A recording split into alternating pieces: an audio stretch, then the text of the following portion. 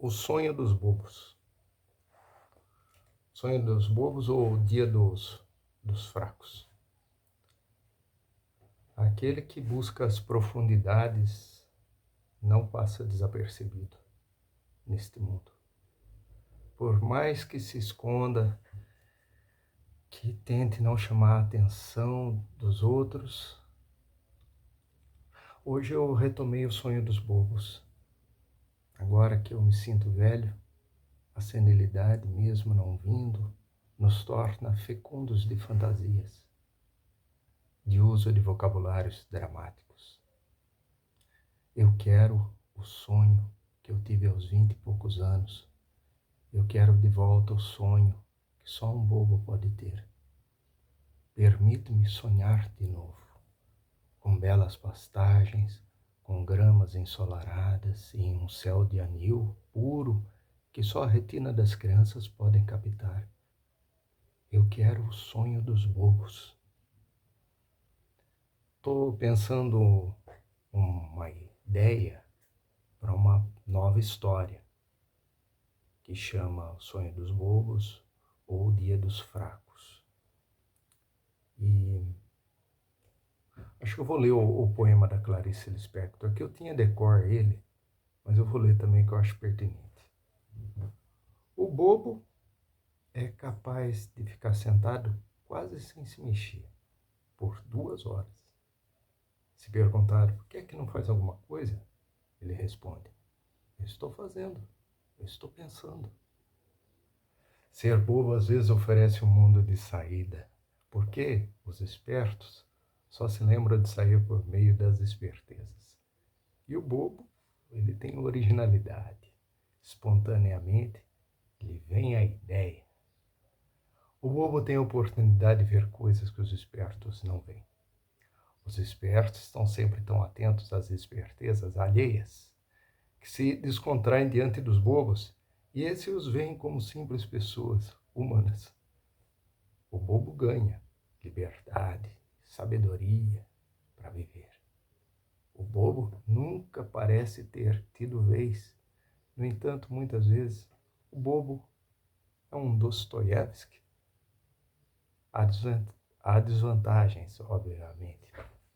Uma boba, por exemplo, confiou na palavra de um desconhecido para a compra de um ar refrigerado de segunda mão. Ele disse que o aparelho era novo, praticamente sem uso, porque se mudara para a Gávea, onde é fresco. Vai a boba e compra o aparelho sem vê-lo. Resultado, não funciona. Chamado um técnico, a opinião deste era de que o aparelho estava tão estragado que o conserto seria caríssimo, mas valia comprar um novo. Mas, em contrapartida, a vantagem de ser bobo é ter a boa fé e não desconfiar. Portanto, estar tranquilo.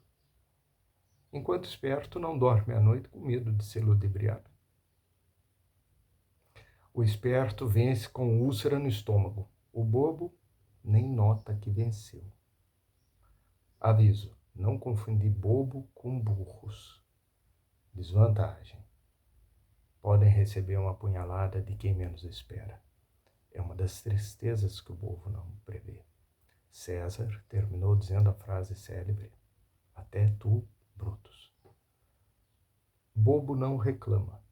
Em compensação, como exclama: ah! Os bobos com suas palhaçadas devem estar todos no céu. Se Cristo tivesse sido esperto, não teria morrido na cruz. O bobo é sempre tão simpático que há espertos que se fazem passar por bobos. Ser bobo é uma criatividade, como toda a criação, é difícil. Por isso é que os espertos não conseguem passar por bobos. Os espertos ganham dos outros. Em compensação, os bobos ganham vida. Bem-aventurados bobos, porque sabem, sem que ninguém desconfie. Aliás, não se importa que saibam que eles sabem. Há lugares que facilitam mais as pessoas serem boas. Não confundir bobo com burro, com tolo, com fútil. Minas Gerais, por exemplo, facilita o ser bobo. Ah, quantos perdem por não nascer em Minas? Bobo é Chagall, que põe vaca no espaço, voando por cima das casas. É quase impossível evitar o excesso de amor que um bobo provoca. É que só o bobo é capaz de excesso de amor. E é só o amor, e só o amor faz o bobo. Clarice Lispector. Então, esse conto da micro, esse poema, eu acho como conto aqui, da Clarice, tá aqui, ó, Portal das Crônicas Brasileiras, crônica. Colocou aqui como uma crônica da Clarice Lispector, né? Eu tinha decor ele, esqueci, precisei ler agora, mas o que eu tinha escrito, aquele que busca as profundidades não passa desapercebido nesse mundo. Por mais que se esconda, que tente não chamar a atenção dos outros, hoje eu retomei o sonho dos bobos. Agora velho, a senilidade, mesmo não vindo, nos torna fecundo de fantasias, de uso de vocabulários dramáticos. Quero o sonho que eu tive aos 20 anos. Quero de volta o sonho que só um bobo pode ter. Permito-me sonhar de novo, com belas pastagens, com gramas ensolaradas e um céu de anil mais puro que só a retina das crianças pode captar. Eu quero o sonho dos bobos. Então, que história que eu podia contar assim? Então, eu vejo assim, é muito melhor ser bobo do que esperto. Se realmente não confunda com burro, com fútil, com... Não é isso. É. Eu estou com o figurino, imagino, se é que vai ser usado para o Homem de Água, a última cena que vai ser filmada na praia, não sei qual praia que é. Daqui a menos de uma semana a gente vai lá filmar. A gente já filmou, o André Talamonte organizou toda a equipe, dirigiu as cenas e ele filmou, tá louco de vontade de editar O Homem de Água, o roteiro que eu escrevi. Aí eu pensei que a cena final, falando, tem que falar com a figurinista, ainda para ver se é isso mesmo, como é que é isso? Se a gente vai fazer a última cena com um figurino de luto, né? E eu tô aqui com esse figurino. Bom, a gente vai pra praia gravar essa última cena, vai ficar 3 dias lá, vai ser muito bacana, a equipe tem 12 pessoas, né? Uma van com 12 pessoas, a gente vai ficar lá 3 dias, vai num dia, posa, grava no outro, é uma cena curta, só que de muito peso, né? Onde o homem de água vai ser despejado nas águas do mar como se fosse despedir, né? Um ritual de despedida, jogar as cinzas no mar. Mas aí, no caso, o homem de água é um traje de escafandro cheio de água. É uma entidade assim anímica, né? A água se materializou numa figura humana, como se fosse um anjo que encarnou numa figura de um homem, quer dizer, a divindade permitiu que ele tivesse lá alguns anos, alguns meses da experiência do que é ser um ser humano, né? Um anjo da guarda é apaixonado por. Isso é Asas do Desejo do Wim Wenders, né? Aí eu escrevi um Homem de Água que não deixa de ser algo semelhante, só que eu fiz o traje de escafandro, é uma dramaturgia do objeto, né? Eu tenho pensado muito em dramaturgia do objeto, já que eu sou surrealista, eu sou um adepto de Cortázar, de Borges, né? As pessoas aqui sabem, né? No canal aqui vem os contos que eu vou gravando, né? Acho que está chegando no final, mas deixa eu contar a última. O que seria um sonho de bobo? Eu acabei de chegar do Jaú do supermercado e eu descobri que um dos funcionários é muito parecido com o meu irmão que faleceu, com o Murilo, né? Eu não cheguei a ver o corpo nem nada, só a mamãe que foi. Era no meio da pandemia, Covid, foi uma coisa horrível. Assim, ficou 5 meses em coma. O Homem de Água acaba sendo um reflexo dessa relação que eu tive com o meu irmão, ou mesmo com o outro, meu irmão que é artista. Então, essa relação de irmão, né, fraterna, e de entender o que é a passagem dessa vida para uma outra, né? Meu irmão acreditava muito, o Murilo acreditava muito no paraíso. Uma vez ele falou subindo as escadas daquele casa, eu falei qualquer coisa para ele, às vezes ele é muito calmo, ele escutava ele. Acho que era o único que escutava de verdade mesmo. E só escutava. Tinha um dom para. Ele era pastor e ele tinha uma cabeça muito diferente desses pastores. Se bem que é lógico, porque ele comungava com a mesma fé. É, eu não sei qual a linha que era, mas é uma linha um pouco mais pentecostal, assim, né? Mas o que eu quero dizer é que ele tinha um dom para psicólogo. Ele ouvia, só ouvia. Sabia ouvir. Quantas vezes ele veio aqui e falava, vamos comigo até o ponto de ônibus. E eu subia com ele até o ponto. Eu que ele via, sabe? Há tantos anos ele morando fora de casa, né? Casou, teve os filhos já casaram, tem os netos. Ele ficou lá 5 meses na UTI em coma. Então eu escrevi O Homem de Água, que é uma ideia assim, não é nem uma homenagem para o meu irmão, pelo contrário. É o que eu pude pensar em fazer uma história nesse momento. Então o Murilo, ele falou assim, eu não ligo, eu vou para o paraíso.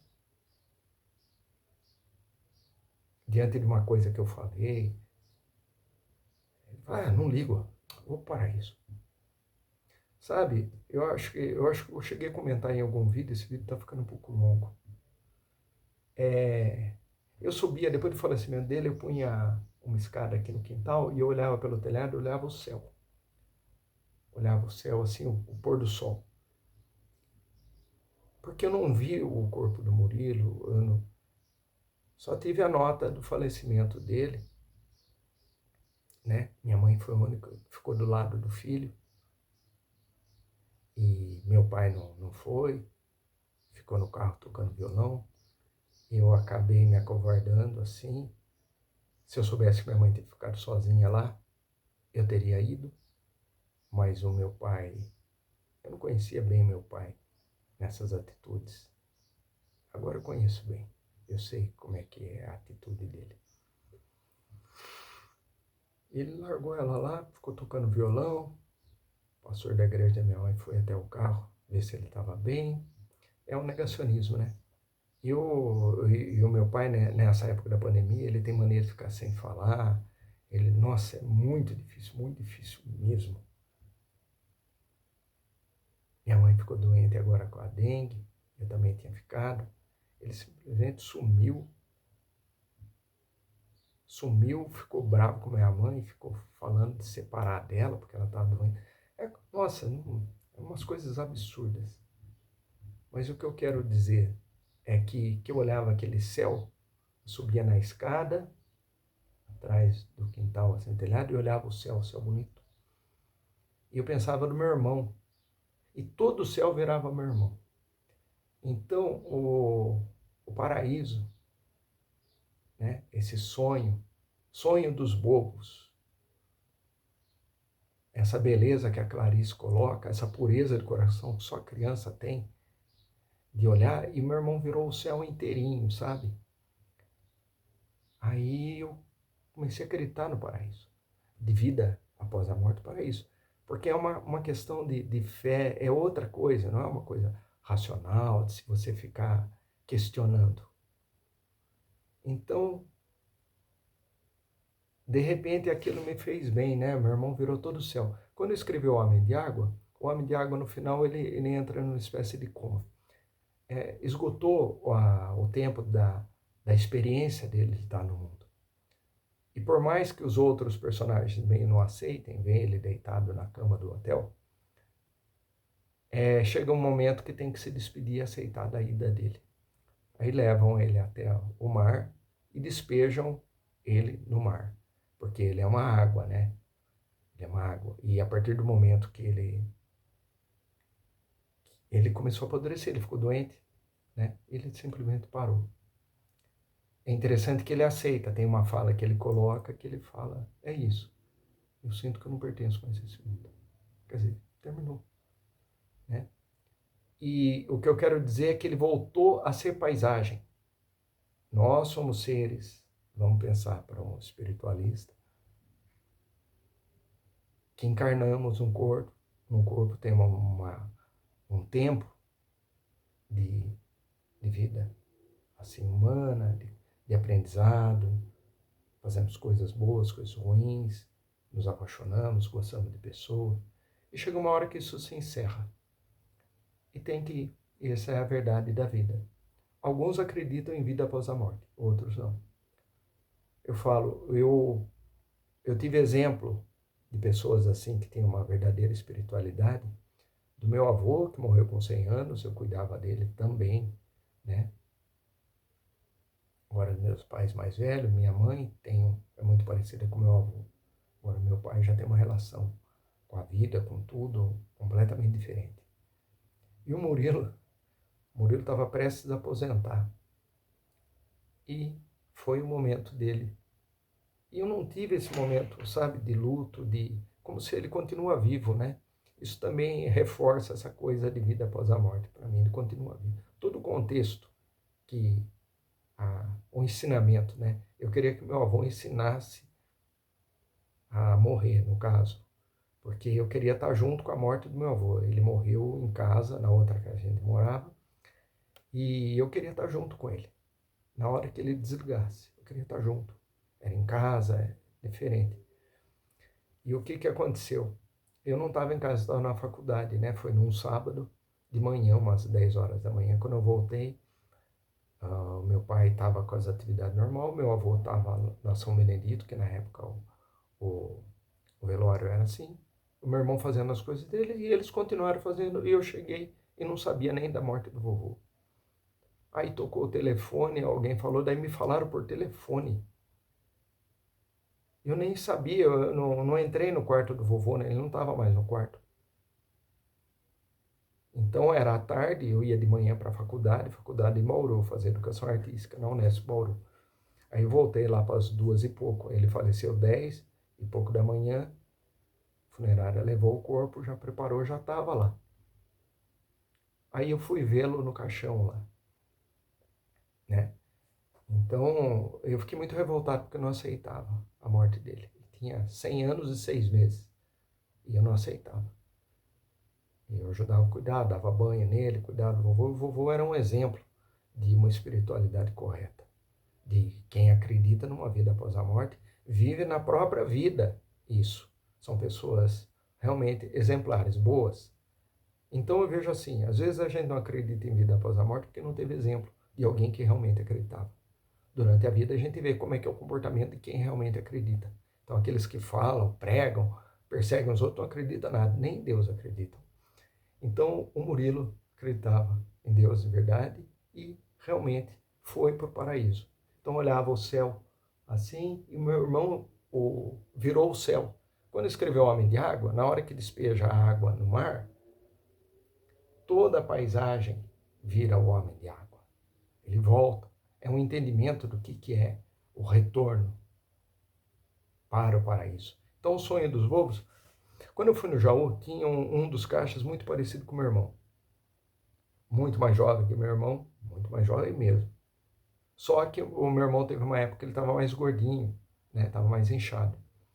Os traços são diferentes, mas o meu irmão trabalhou de tudo, né? Desde cobrador de ônibus, tudo. No final ele era recepcionista aqui do fórum. Trabalhava na recepção. Mas o Murilo trabalhou de vigia, de loja, de todos. Ele saiu de casa com 20 e poucos anos, casou, foi o único, assim, eu e o Marcelo somos artistas, ficamos em casa. E o Murilo, né, deu descendentes todos. E o que acontece? É um sonho de bobo. Então, a ideia é achar quais são os nossos sonhos de bobo. Permitir ser enganado para poder ser feliz. Se isso aí é de coração. Não sei, é meio loucura, né? Então, se eu for criar uma história chamada O Sonho dos Bobos, é uma busca. Como que é isso? Tem aproveitadores, a Clarice Lispector fala bem sobre o bobo. Então, como criar? Eu vi assim, na própria vida da gente, O que é um sonho de bobo? Às vezes a gente é esperto de preferir ser bobo. Prefere ser bobo. Só que você precisa realmente ser. É, o duro é ficar no meio termo. Eu sinto que eu fico nesse sofrimento, fico no meio termo. Então o caixa, eu olhei assim de longe, eu falei, nossa, como parece com o Murilo. Aí eu vi o caixa trabalhando, fiquei olhando, fui olhando, eu fui rachando a fisionomia do meu irmão lá naquele caixa. Aí me deu uma saudade, sabe? Eu não tinha saudade do meu irmão, porque eu acostumei ele morar fora, ter a vida dele, ele vinha. Tem vídeos do Murilo aí, né? Quando vídeos sobre a família, é a mamãe, o Murilo, aniversário da mamãe, tem o Murilo almoçando, né? E, e aquele caixa parecido com meu irmão, eu me permiti ficar, sabe, olhando como se fosse. E me deu uma saudade, sabe? E me deu uma saudade e até uma aceitação, né? Também que ele se foi. Talvez pensar no paraíso, sabe? Se permitir sonhar com. Quando eu tinha 20 e poucos anos, tinha aqueles sonhos, né? De ter um futuro, de ser alguém, de ser reconhecido pelo que faz, tudo. Pois a vida é tão cruel que a gente desiste disso tudo. Agora que eu estou mais velho, me sinto mais velho do que realmente eu sou, por causa da labirintite. Eu tive tipo uma hernia de disco também, me atrapalha para desenhar tudo. Tenho tão poucos alunos, agora sumiram todos, sabe? Mesmo assim, a renda para o futuro, ainda falta muito para aposentar, tem que continuar pagando. Ah, tanta coisa para contar assim de teor de desabafo. A dengue mesmo deu umas fadiga mental, fui lá no posto de saúde, falei umas palavras que não. Ah, faz 4, eu nem lembrava, 4 meses, 5 meses, sei lá. Perguntou, me recomendou tratamento psicológico. Ela falou, não, a dengue é uma fadiga mental, eu não estou precisando. Já fiz tratamento com a Salete há 10 anos atrás. Foi muito bom. Fiquei 3 anos, foi muito bom. Mas é assim, a gente tem um estigma, né? Ah, estigmatizado. As pessoas olham o artista sempre como louco. Eu dramatizo. O Murilo também é assim. Uma lagartixa para o Murilo era um jacaré. A minha família tem muitos contadores de história, né? Tanto do lado do meu pai quanto da minha mãe. Tem muitos contadores de história. O Murilo contava história bem, ele dava altas gargalhadas. E ele ia muito, contava e tudo ele exagerava. O Murilo é exagerado. E eu exagero também. Então, uma pessoa que não me conhece, eu vou lá, uso um vocabulário, umas palavras. Aí, de repente, fica achando, começa uma investigação.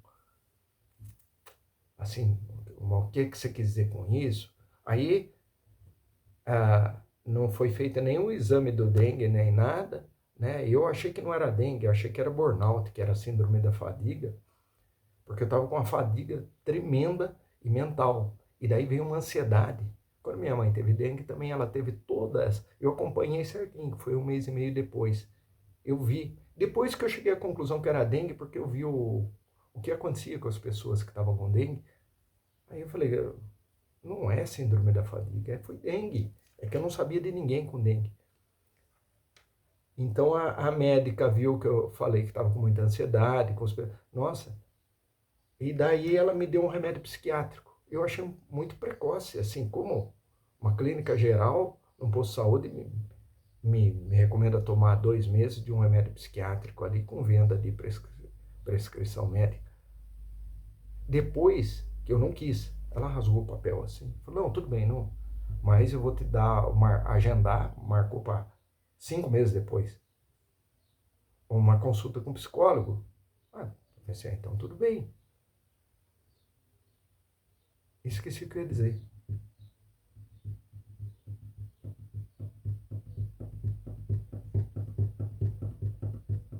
Acho que acabou o sonho dos bobos. Era isso, é só para guardar um registro